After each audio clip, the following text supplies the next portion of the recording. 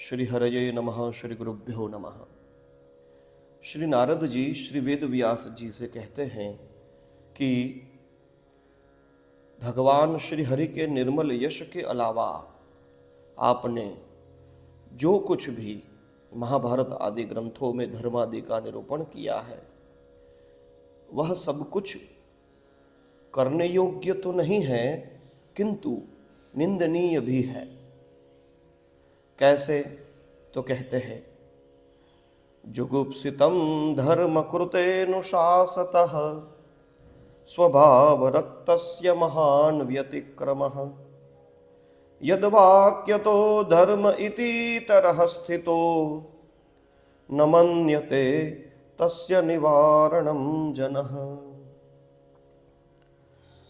धर्म कृते अनुशासतः स्वभावरक्तस्य जुगुप्सितम्।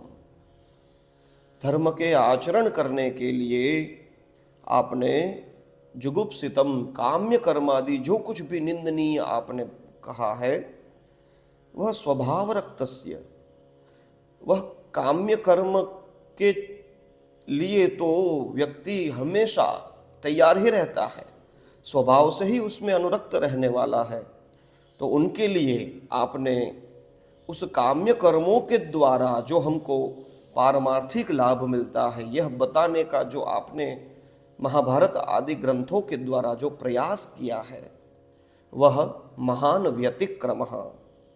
श्रीधराचार्य जी कहते हैं व्यतिक्रम अन्याय, ये आपने बड़ा अन्याय किया है। क्यों? कहा यद वाक्य तो धर्म इति इतरः स्थितः।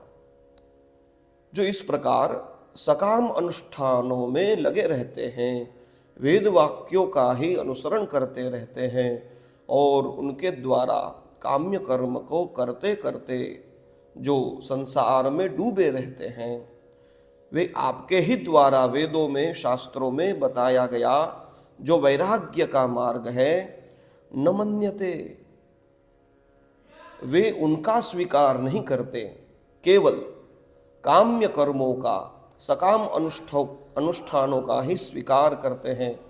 और इसीलिए यदि भगवान के निर्मल यश का गान नहीं किया तो आपने जो कुछ भी लिखा है वह अकरणीय ही नहीं किंतु निंदनीय भी है। जय श्री कृष्ण।